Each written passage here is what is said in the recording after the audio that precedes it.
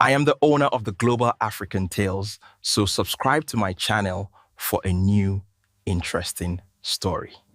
Grace carefully lifted the fingerprint powder brush from the dining table and stared at the faint impressions that had begun to appear. There were at least 4 people inside this apartment, she said quietly. One of her officers looked up from the portable scanner. Can you identify them? Not yet. She continued dusting the surface around the broken plate before stopping near the edge of the table. Interesting. Victoria stepped beside her. What is it? Grace pointed to a tiny scratch carved into the wooden surface. It was almost invisible. Someone had etched 2 numbers into the varnish. 11. 24. Tobi frowned. Tommy wouldn't carve his own table. No, Grace agreed. But someone wanted us to notice it. She photographed the markings before carefully collecting another piece of evidence. Meanwhile, Tobi wandered into Tommy's bedroom. Everything remained exactly as it had been that morning. Books stacked neatly beside the desk. Engineering textbooks. A laptop still charging. A half-finished assignment displayed across the monitor. His backpack rested against the wall. Nothing suggested Tommy had planned to leave. Tobi slowly opened the wardrobe. Inside hung the same inexpensive clothes his younger brother had always worn. His eyes lingered on an old jacket. The sleeves were patched where Tommy had repaired them himself rather than buying another. Tobi smiled sadly.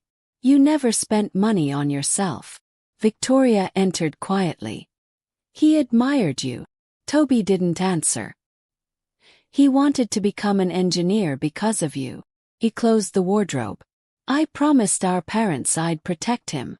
Victoria rested a gentle hand on his shoulder. And you still will. Before Tobi could reply, Grace's radio crackled. We found something outside. Everyone hurried into the narrow alley behind the apartment building. One officer stood beside a garbage dumpster. On the ground lay fresh tire marks.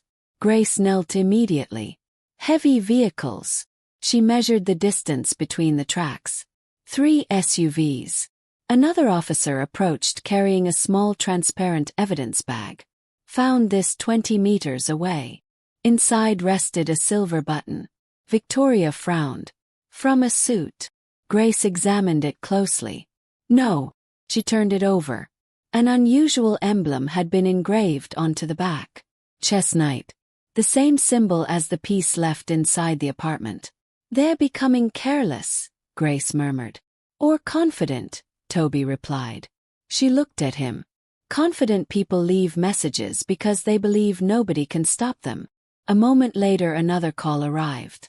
Grace answered immediately. Report. The officer's voice came through clearly. We tracked one of the SUVs for 6 intersections before it disappeared. Disappeared. The traffic cameras went offline simultaneously. Grace's expression darkened. Accident. No. Someone remotely disabled the city's surveillance network for exactly 90 seconds. Victoria looked stunned. They have access to government systems. Grace nodded. Or someone inside the government works for them. The realization settled heavily over the group. Their enemy possessed influence far beyond Atlantic Crown. Across the city, Tommy watched the elderly man pour tea into 2 delicate porcelain cups. The old man pushed one across the table. I assure you it's not poisoned. Tommy refused to touch it. You kidnapped me. I invited you. You tied me to a chair. I expected resistance. Tommy glared at him. My brother will find me. I'm counting on it. Tommy blinked. What? The old man smiled. You think I wanted you? He leaned back. No. I wanted Tobi. Tommy's heartbeat accelerated. You'll never reach him. Oh, I already have. The old man folded his hands. Tell me, Tommy. He studied the young man's face with unusual curiosity. Has your brother ever spoken about your father? Tommy frowned. Not much. A shame. The old man's eyes drifted toward the ceiling. He was one of the finest engineers I have ever known. You knew him. I respected him. Then why are you doing this? The smile faded. Because respect and loyalty are two very different things. Tommy searched the man's face for recognition. There was something strangely familiar about him. Not his appearance, his voice, his mannerisms. As though he had heard stories about someone exactly like him years ago. The old man noticed Tommy's expression. You're wondering where you've seen me before. Tommy remained silent. You haven't. But your father certainly did. Back beneath Atlantic Crown, Margaret Green sat alone inside her father's former office. The hidden letters lay spread across the desk. She reread every page. Again. Every sentence seemed to reveal another mystery. Then one paragraph caught her attention. She hadn't noticed it before. The ink was lighter than the rest, almost faded. Holding the page beneath the desk lamp, she slowly read aloud. If the map is ever separated from the compass, neither will make sense. Margaret froze. The compass. She searched every document. Nothing else mentioned it. She immediately called Victoria. Victoria answered after 2 rings. Margaret, I found another clue. What is it? The letter says the map is useless without a compass. Victoria exchanged a glance with Tobi. The wooden box. What about it? There was an old pocket watch inside. Silence filled the phone. Margaret whispered. That's not a pocket watch. The SUV raced back toward Atlantic Crown. Grace accelerated without saying a word. Tobi removed the pocket watch from his jacket. Under the passing streetlights, it looked ordinary. Brass casing, scratched glass, a cracked leather chain. Victoria took it carefully. My father carried this every day. Grace glanced into the rearview mirror. Open it. Victoria pressed the release. The cover sprang open. Instead of numbers, strange engraved symbols circled the face. The hands pointed nowhere. They appeared permanently frozen. This isn't broken, Tobi whispered. It's designed this way. He turned it over. The back contained another engraving. North is not always truth. Grace smiled faintly. Definitely a compass. But where's the needle? Tobi examined the hinge carefully. There has to be another compartment. After several minutes of inspection, he pressed gently against one side. A hidden latch clicked. The entire interior shifted. A miniature magnetic needle unfolded from beneath the dial. Victoria stared in amazement. My father hid it in plain sight. The needle began spinning wildly. Instead of settling north, it pointed toward the passenger side window. Grace noticed immediately. It's reacting to something. What? The mineral. Tobi's eyes widened. The reservoir beneath Atlantic Crown. The needle trembled violently, then stopped, pointing directly behind them, toward the refinery. Far across the Atlantic coastline, the elderly mastermind stood before enormous digital screens displaying live satellite imagery. Andrew entered once again. They've found the compass. I know. You aren't concerned. The old man smiled. I buried breadcrumbs for 30 years. They're simply following the trail. Andrew folded his arms. You could have taken everything yourself. No. Why? Because I never knew which of them deserved the truth. He stared thoughtfully at one particular monitor showing Tobi's moving vehicle. Now we're finding out. Andrew hesitated. Should we eliminate the engineer? The old man answered almost immediately. If I wanted him dead, he would have died during the refinery explosion. Then what exactly do you want? The old man remained silent for several moments. Finally he spoke. I want someone worthy. Back at Atlantic Crown headquarters, technicians restored power to the underground archive. Old servers flickered to life one by one. Dust-covered monitors glowed after decades of darkness. Grace assigned armed guards throughout the hidden chamber. No one enters without my authorization. Tobi sat before one of the ancient computers. It still works. Victoria looked surprised. After all these years, they built machines differently back then. He inserted one of the recovered storage drives. The monitor remained black for several seconds. Then an old login screen appeared. Authorized engineer required. Password. Victoria looked helpless. I don't know it. Tobi remembered the phrase engraved beneath the safe. Engineers build for tomorrow. He typed the words. Access denied. Grace tried another possibility. Atlantic Crown. Denied. Victoria closed her eyes. My father always said. Pause. What? He used to tell me. Every problem leaves fingerprints. Tobi typed it. The screen froze. For a long moment nothing happened. Then folders began appearing. Hundreds of them. Construction reports. Geological surveys. Government correspondence. Research files. Finally, one folder. Project Foundation. Tobi opened it. A single video recording appeared. Timestamp. 31 years earlier. He pressed play. Static filled the screen before two young men came into view. Victoria gasped. Her father. Standing beside Tobi's father. Both wearing dusty engineering helmets. Both smiling. Behind them stood the unfinished Atlantic Crown refinery. Victoria covered her mouth. I've never seen this. The younger version of her father looked directly into the camera. If you're watching this. He laughed. Then either everything went exactly according to plan. His smile disappeared. Or everything has gone terribly wrong. Beside him, Tobi's father continued. The map must never exist in one place.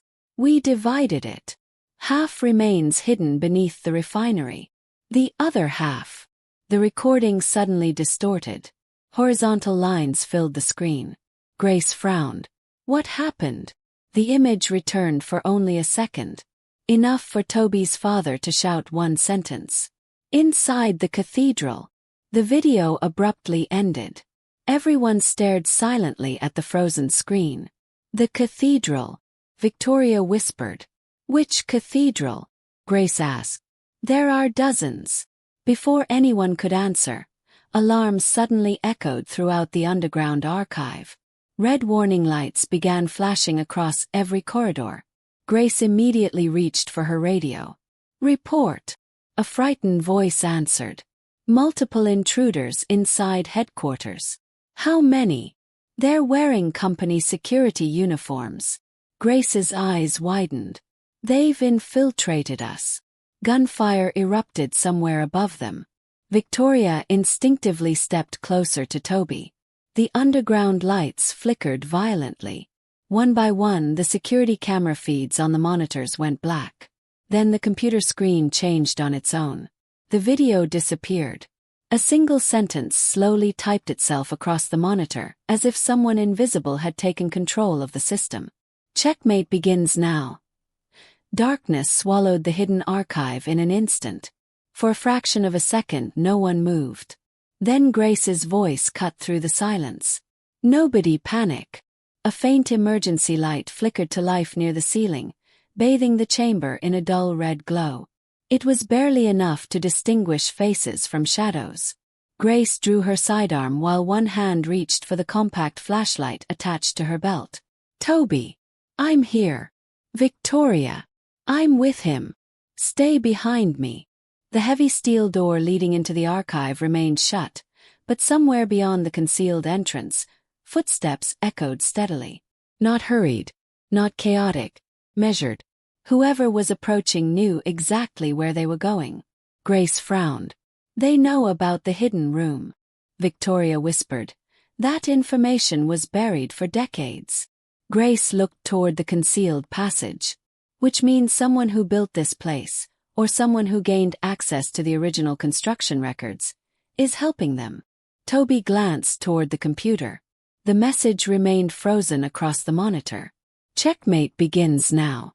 Suddenly another sentence appeared beneath it. The engineer may leave. The others will die. Victoria's breathing caught. They're talking directly to you. Grace stepped toward the keyboard. No. She unplugged the monitor from the wall. "They're trying to provoke us." Before anyone could respond, a muffled explosion echoed somewhere above. Dust drifted from the ceiling. The archive trembled. Grace pressed her radio. "Command, respond." Only static answered. "Our communications are jammed." She immediately removed a second encrypted radio from inside her jacket. This one operated independently from Atlantic Crown's internal network. She switched channels. "Delta Team." A familiar voice answered. "We're still online." Grace exhaled quietly. Status. Unknown hostiles entered the headquarters through the executive parking structure. Numbers. Estimated 25. Casualties. Minor injuries. "We've contained the eastern corridor." Grace looked toward Tobi. "They didn't come to destroy the building. They came for us." Several miles away, Tommy remained tied to the steel chair. The elderly man calmly stirred his untouched tea. "You should drink while it's warm." Tommy ignored him. "What do you want from my brother?" The old man smiled. "Truth. You've killed people for it. I've protected people because of it." Tommy shook his head. "You kidnapped me. I prevented someone else from doing worse." Tommy laughed bitterly. "That doesn't make you the good guy." "No." The old man's expression remained calm. "It makes me practical." A steel door behind them opened. Andrew entered. "They've reached the archive." "I know." "They also discovered the compass." The old man nodded. "As expected." Andrew looked toward Tommy. "What about him?" The old man studied Tommy thoughtfully. "He has his father's eyes." Tommy frowned. "You keep talking about my father. I admired him." "Then answer one question." The old man remained silent. "Did you kill him?" For the first time, genuine sadness crossed the old man's face. "No." "Then who did?" The old man slowly stood. "The same people trying to kill your brother." Tommy stared. "You expect me to believe that?" "I don't expect anything." The old man walked toward an old bookshelf standing against the concrete wall. He removed a worn leather journal. "This belonged to your father." Tommy's eyes widened. "My father never kept journals. Not publicly." The old man carefully placed it onto the table. "I promised him I would return this to his family." "Then untie me." "Not yet." Inside Atlantic Crown headquarters, panic spread through every floor. Employees evacuated through emergency exits under the protection of Grace's security teams. Smoke drifted through the executive lobby. Broken glass covered polished marble floors. Strangely, the attackers ignored valuables. They ignored offices, ignored executives. Instead, they moved with military precision toward one destination: the underground archive. Captain Lewis, one of Grace's senior officers, watched surveillance feeds from the emergency command center. "They're bypassing everything." An analyst looked up. "They have the building's blueprints." Lewis nodded grimly. "They know every hallway." He turned toward another monitor. "Can we isolate them?" "No. They're inside the internal security system." Lewis immediately understood. There really is a traitor. Back inside the archive, Tobi refused to leave the computer. "There has to be more." Victoria grabbed his arm. "Tobi, if they came for these files, then there must be something worth saving." Grace joined him. "You have exactly 60 seconds. She turned toward two operatives. "Cover every entrance." Tobi rapidly searched through Project Foundation. Folders appeared. Geological samples. Government licenses. Energy research. Private correspondence. One encrypted folder. Password required. Victoria frowned. "We don't know another password."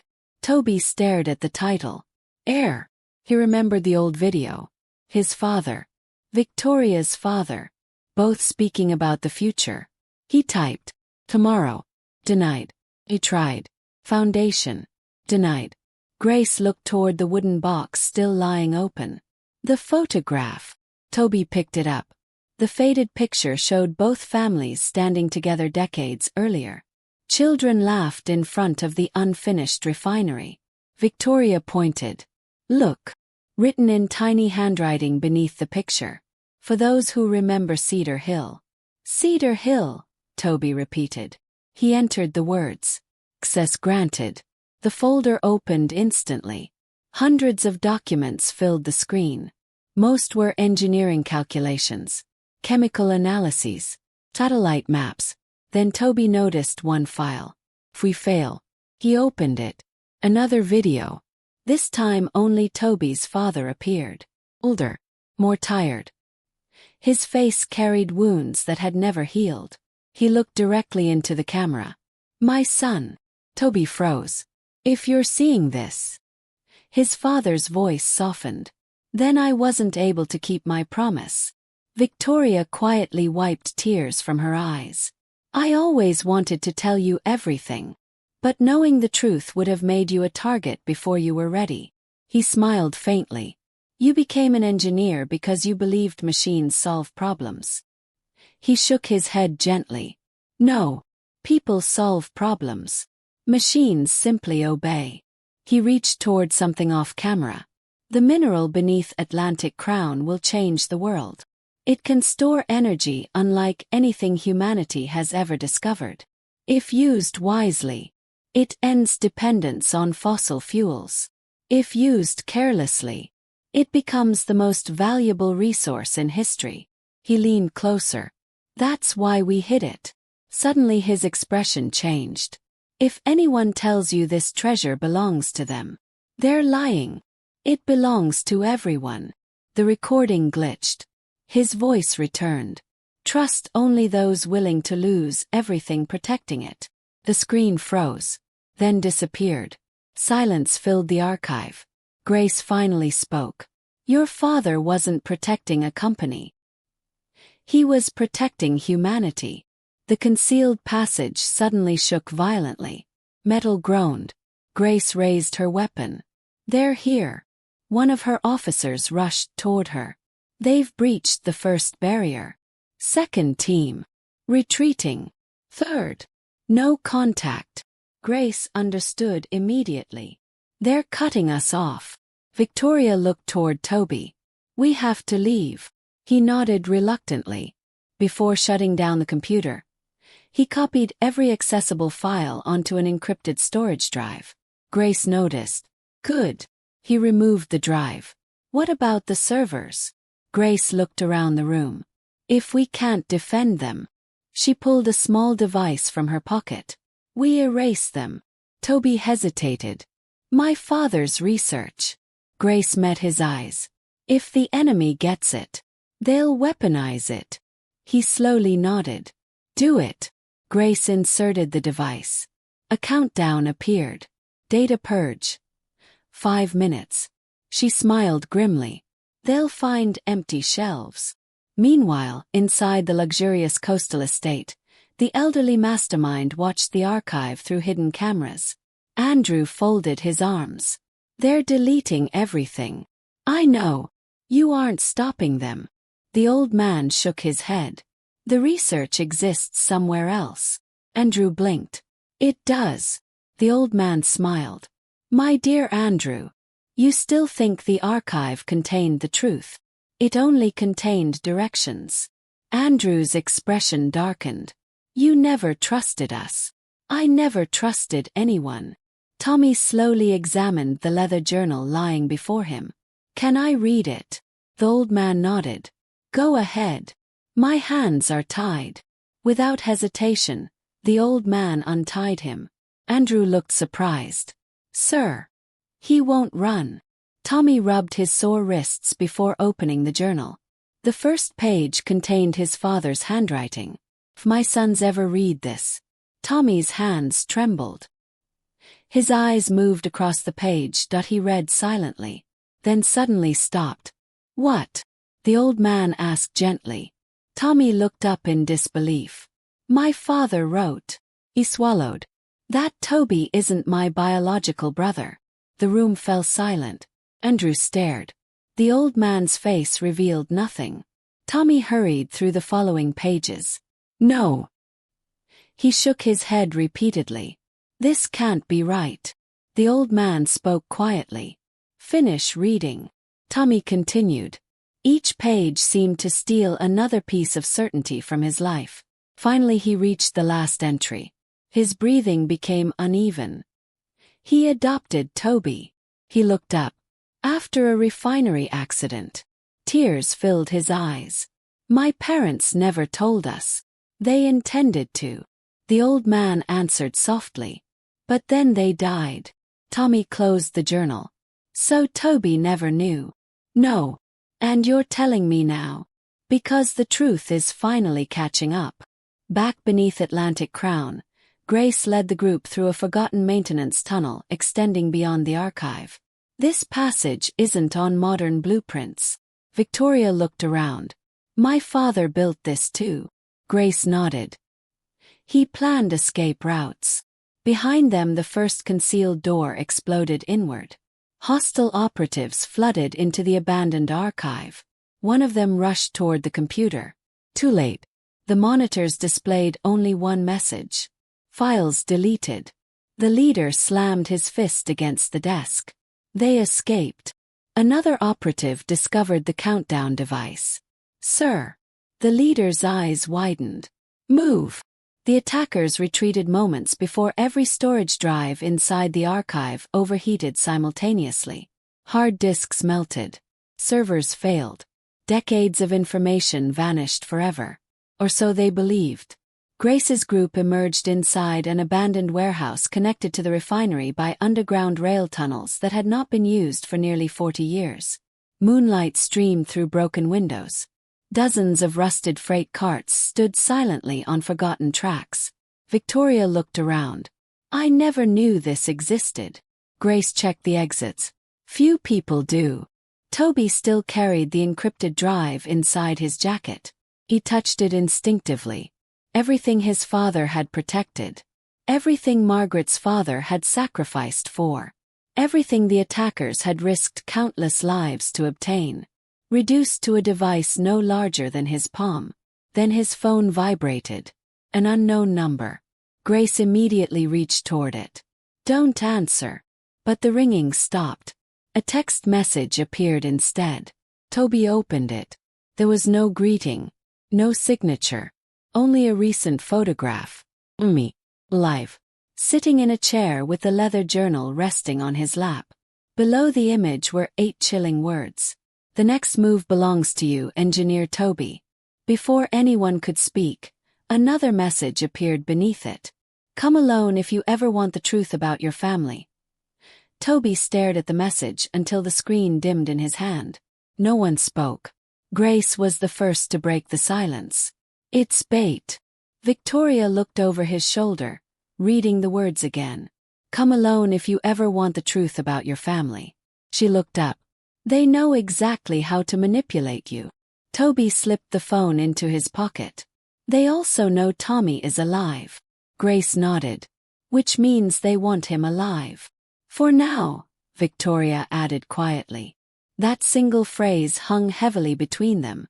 Grace motioned toward the far end of the abandoned warehouse. We're leaving. Her operatives formed a protective circle around Tobi and Victoria as they moved through rows of rusting freight cars. The warehouse had once served as Atlantic Crown's primary shipping depot decades earlier, but nature had slowly reclaimed it. Thick vines crept through broken windows, and layers of dust covered forgotten machinery. One of Grace's officers suddenly raised a hand. Movement. Everyone froze. Weapons were raised. A figure stepped out from behind an old cargo container. An elderly man wearing faded work overalls slowly lifted both hands. Don't shoot. Grace didn't lower her weapon. Identify yourself. My name is Samuel. He looked directly at Tobi. I've been waiting for you. Tobi frowned. You know me. I knew your father. Grace stepped forward. How did you find this place? Samuel gave a tired smile. I've lived here for 27 years. Victoria exchanged a surprised glance with Tobi. Here. Samuel nodded. I maintained these tunnels after the refinery expansion. He looked around the warehouse. When they sealed this section, everyone forgot about it. Grace studied his face carefully. You expect us to believe you've lived beneath Atlantic Crown for nearly 3 decades. I expect nothing. Samuel slowly reached into his pocket. Grace immediately aimed higher. Slowly. He nodded and removed an old employee identification badge. The photograph showed a much younger version of the man standing before them.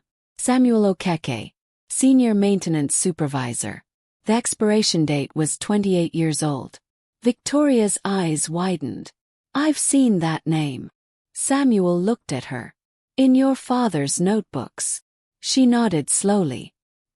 He called you the best mechanic he ever worked with. A faint smile crossed Samuel's weathered face. He always exaggerated. Grace finally lowered her weapon slightly. If you knew they were coming, why didn't you leave? Samuel looked toward Tobi. Because your father asked me to wait. Silence settled once again. Tobi stepped closer. My father. Samuel nodded.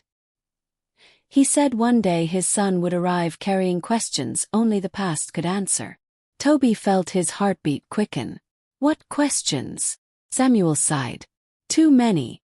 Miles away, Tommy carefully closed the leather journal. His hands still trembled. The revelation that Tobi had been adopted had shattered everything he believed about his family. He looked toward the elderly man. My parents never treated him differently. They never intended to. Did Tobi know? No. Tommy leaned back. If this is true, why hide it? The old man walked toward the single windowless wall. Because sometimes love protects through silence. Tommy frowned. You keep speaking like you cared about my parents. I did. Then tell me your name. The old man remained quiet for several seconds. Finally he answered. My name no longer matters. It matters to me. You'll know it soon enough.